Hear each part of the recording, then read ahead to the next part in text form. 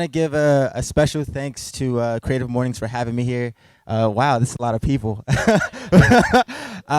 Thank you all for coming out. Like, good morning, guys.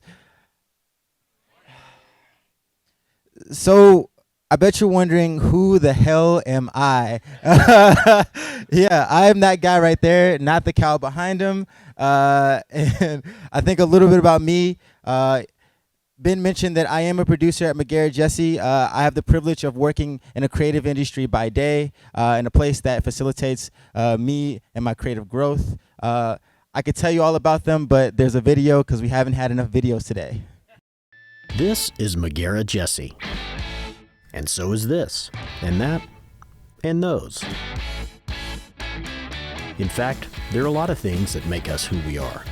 Like our Monday morning meetings, where we start the week off on the right foot and introduce new employees. Carlton and Jenna, you don't stand up and wave and say hi.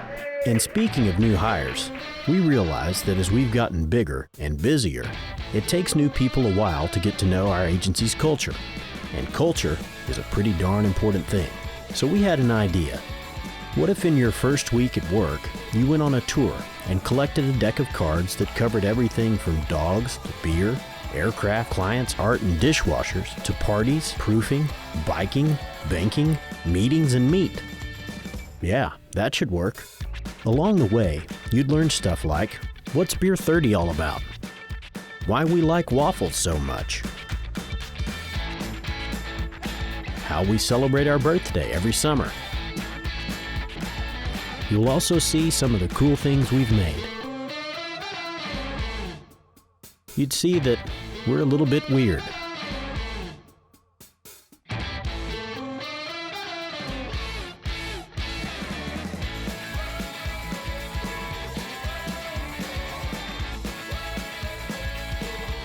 If I bike to work, where do I park? All right, I'm done talking about work. I also have a second job. I am a strategist for a brand called Collective Blue. It's pretty much a brand where me and some friends decided to help out the local creative Austin scene. We get designs from local artists and we produce t-shirts and apparel and we sell it. But when we sell it, we split the profits. 60% going to the artists, 40% going to us. And with that 40%, we like to throw showcases, right, around the city, because talent's more than just design. We bring out our artists, we bring out our musicians, and we successfully had our first showcase called AVO.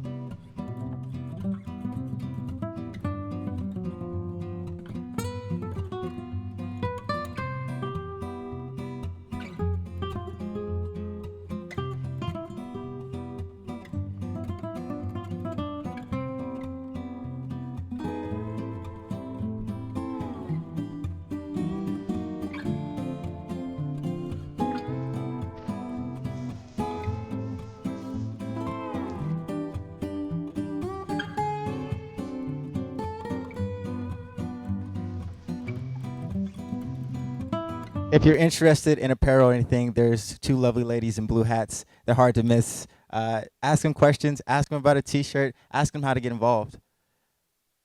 And lastly, because I'm a glutton of punishment, I have a third job. I'm a mentor. I'm a mentor for a not-for-profit called E4 Youth. E4 Youth likes to bridge the gap between underserved youth here in Austin and like creative jobs. You see, a lot of these kids don't know what they're doing is creative, right? I mean, think about it. The bathroom graffiti artist and the Instagram filter expert is pretty much the next like art director, screenwriter waiting to happen, right? These kids have to know that what they're doing is creative, and there is a job in that. And if you want more information, this will tell you all because more videos. Creative kids are ignored in our schools, especially creative kids that don't have a lot of resources, creative kids of color. And what's happening is that the creative class is what is driving our economy. And so we have all of this underutilized talent that is out there. Our job is to invest cultural capital into those students and help them harness their full potential. That means soft skills like team building, critical thinking, media literacy. All of those things make the difference of whether or not you get to enter the creative class or you get to look from the outside. We have 7 students here this summer at Sherry Matthews Advocacy Marketing. They're split into 2 teams. Capital Metro is one of our clients.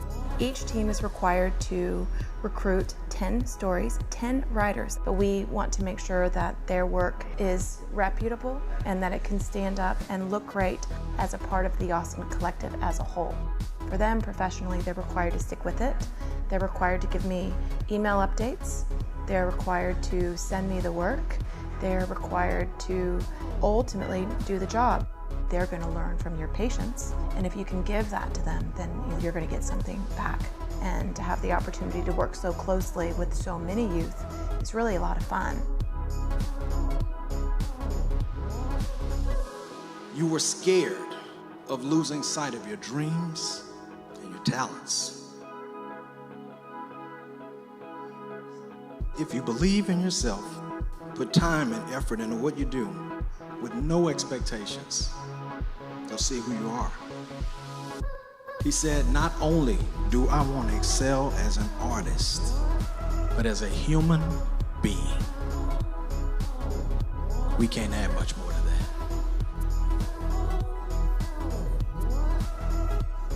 that. If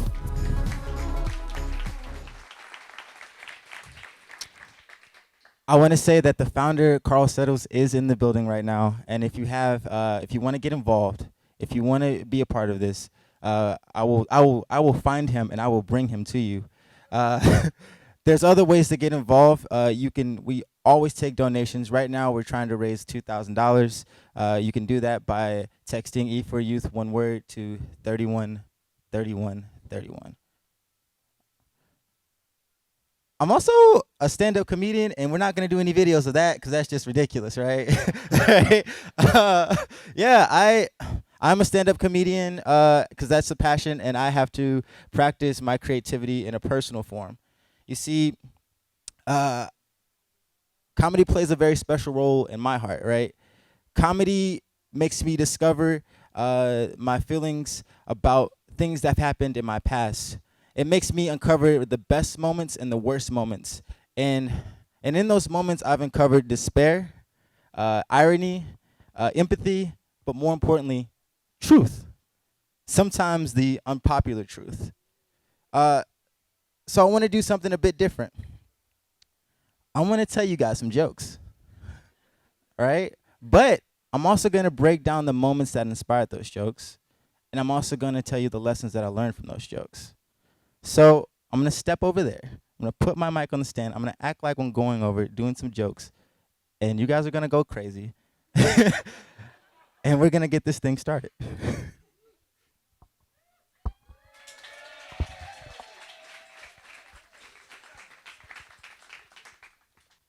Actually, I just skipped my whole slide. I got to say, the reason that I got into comedy and that I really love comedy is for one reason.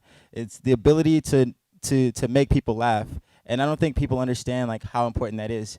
Sometimes you'll go through life, you'll go through a day, and whether it's my day or your day, you'll have all these terrible atrocities that happen. And if I can get you just to forget about that for a fleeting moment and laugh, even if it's at my expense, I love it. A great quote that I found was, a dream is for the wise, a game is for the fool, a comedy is for the rich, and a tragedy is for the poor. I'm pretty poor. But if I can have a chance to make you all feel rich and feel high on a mountain, then it makes my day. And that's what I aim to do with comedy. So now we'll get started with the jokes. So I think I'm done with online dating, right? I think I'm done. It's done no good for my life. Like no good. I thought I had a great date. We were getting drinks. We're having great conversation. And we ended up going back to her place, and things were getting intimate. Things were getting hot. This guy knows what I'm talking about. uh, yeah, things were getting hot, and she said something that totally messed up the mood, like totally messed it up.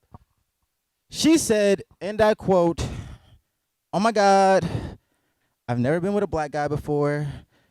This will be great." Two things about that. One, neither have I.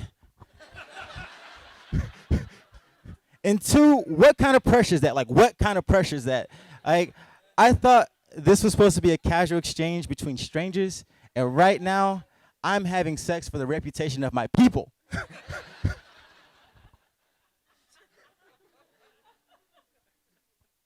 So let's break down that moment.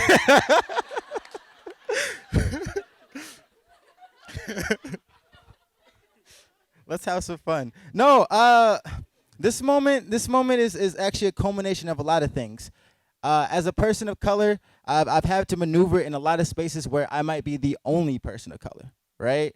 And in that given space, I think I'm often asked to be the unifying and great opinion of all black people, right? And that's ridiculous. There's like 13 million of them. Like, how can one person speak on behalf of millions of people? But I get it. I understand. Like, those moments, whether it be in a lecture hall, whether it be in a meeting, whether it be in a social setting, those moments are real. They're very real for people of color. They're very real for people of different sexualities. They're very real for women. All right? They're very real. People every day have to speak on behalf of millions of people. And that's kind of unfair. And although it may be funny framed in the context of a botched hookup, it's a very real situation. But there's a lesson in it all. You see, life isn't fair, but you still have to represent. There's a lot of people who gave great sacrifices for me to be here. There's a lot of people who came before me and did everything in their power to make sure that I can stand before you today. Who am I to try to stop somebody for gaining perspective, for trying to learn, or trying to be a part of another culture? Now, yes, it may be irresponsible to take my opinion and apply it to everybody, but I do appreciate somebody trying to learn. And I think you guys need to take a moment and think in those moments to have a actual lesson or a teaching moment whenever those things happen to you. All right, y'all. I didn't mean to bring down the mood. All right, we just go to the next joke. All right, let's do it again. Let's go crazy, guys. Let's do it again. All right. I recently had my mom in town. Whenever my mom comes in town, we always go to the movies. It's like cheap. It's easy. I get to not hear her talk for a couple hours. It's nice. No, I look, I like my mom. I like my mom a lot. Like, usually when we go to the movies, we always go see like a black film, which nowadays is just any movie with Kevin Hart in it. I'm not sure when that happened. But we didn't see any Kevin Hart films. We didn't see none of that. We went to go see this movie called Moonlight. Great movie. If you haven't seen it, crazy amount of Oscar nominations. Go see it. I'm not going to try to spoil too much, but I'm going to tell you a little bit about it. It's about a inner city kid, South Florida. He has a drug-addicted mother and has to cope and discover that he is gay. I'm usually weary of taking my mom to see such controversial films. Last time I took my mom to see something cultural, her review of the film was, "Those guys can sing very well despite having such funny accents." She was talking about Slumdog Millionaire, y'all.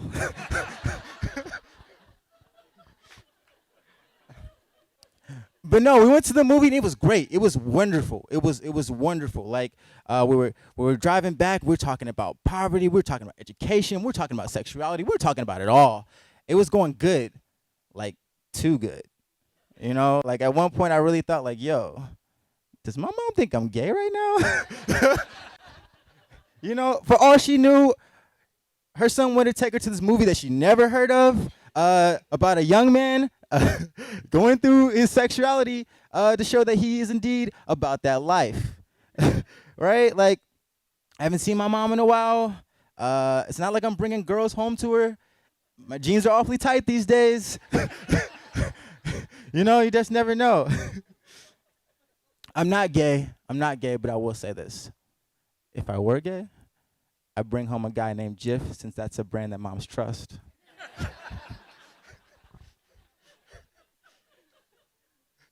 Peanut butter jokes, y'all. I got it all.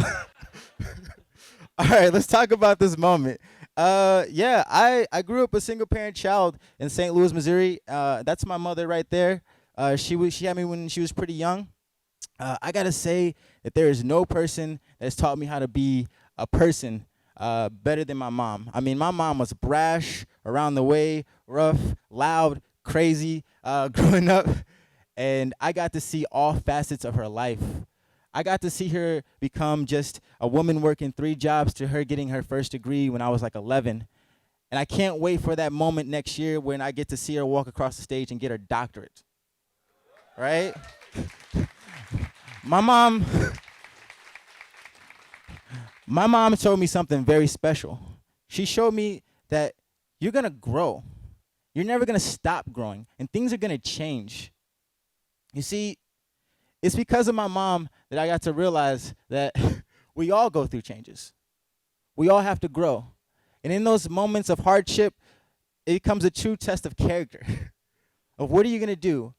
How are you going to become better because of it? And I got to thank my mom for that, because before then, we could not go to a movie like Moonlight and get something out of it. You know? And after all these years of going through what we're going through and me being away, it was cool to finally come together and have a conversation and see eye to eye on something that was truly beautiful. I'm talking about the film, not our relationship, but that's also beautiful. All right, you guys want one more? You guys want one more? All right.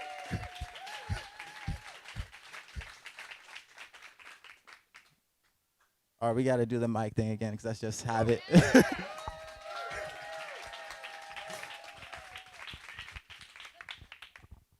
So I grew up poor. I say that. I got into a lot of trouble when I was younger, like a lot of trouble. I think when I was younger, I was considered the at-risk teen. Like I was the at-risk youth. And now I can say I'm just an unsafe adult. Now, I got into a lot of trouble. It was, I was skipping school. I stole weed. I was part of a gang at one point. And when I say that, I think people get the wrong impression of what I mean by that. Like, when I say I was in a gang, people usually think of me in, like, a do-rag and baggy clothes. And really, we were wearing, like, skinny jeans and cartoon backpacks, right? We looked like a BET special was filmed inside a Hot Topic. That's the best way I could describe it. What was weird was I was still like I was a fuck up in life, but I was also like a fuck up in the gang because like I would just do stupid stuff. Like I would mess up all our pictures together, like all of them, because I'd be the only one smiling, right? Like everybody would have like the look, like.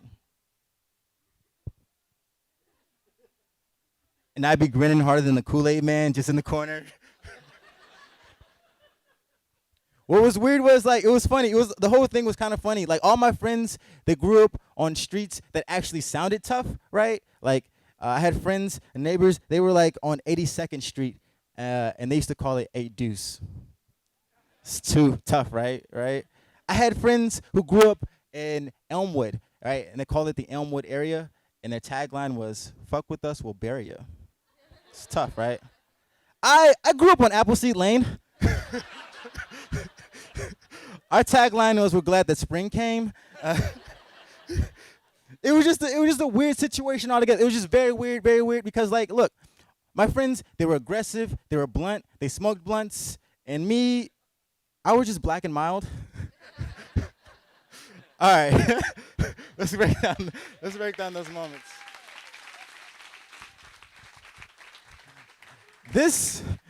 That's true. This is true. Yeah, I will say this.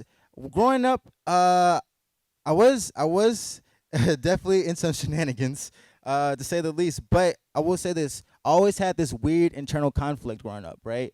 Like there would be times where I'd have to choose between doing what was going on with my friends in my neighborhood and like doing what I wanted to do. I mean, I remember specific times where I wanted to stay after school and maybe go to like Amnesty International, but my homies said they wanted to hang out, right? And it was this weird internal battle that happened where I had to always choose between, you know, how I wanted to be perceived. Did I want to be tough? Did I wanted to not look soft? Did I wanted to like see like I wanted to be part of this thing, or did I want to go out and just be my own person? Right? It was very scary growing up because, you know, being yourself takes a lot of bravery. Right? It takes a lot of bravery. It doesn't need to be as detrimental as a gang. There are plenty of people who probably go through this, whether they were in a fraternity, a sorority, an organization, a job, right? There are plenty of people who have to hide behind the shadow just to feel a part of something. And it can be scary to step out there and just be yourself. I learned this I learned this lesson throughout the years where I had to like break away, and I had to really embrace what I wanted to do, the hobbies that I wanted to be, what my name was, and not what the name of my street or the name of the people around me were, who I was. And I'm very thankful for that because it gave me a very strong sense of self. And so for anybody who may be going through something or a part of something and has been really struggling with breaking out with that new idea, that new business venture, that I don't know, that new crazy hashtag, I don't know. I tell you, take that step. You'll be surprised how many people are willing to help, they're willing to support, and that are willing to have your back through it all when you step out there and you just be yourself. So what can I say? Comedy plays a big part because it uncovers my truth. And I get to share my truth. I get to share my truth with people almost every day, right? In hopes that, hey, whatever you're going through, whatever you came through, whatever was holding you back, let's forget about that for a moment. Let's laugh. Let's laugh. Because I don't care what it is. Every moment's precious. There's a silver lining in every moment, and leave it to me, there's probably a joke or two in there, all right? Every moment is truly precious, and I want you guys to really, really understand and take that to heart. These moments can really shape who you are, and when shared, they can be very powerful and sometimes get a couple laughs. Thank you. Yeah.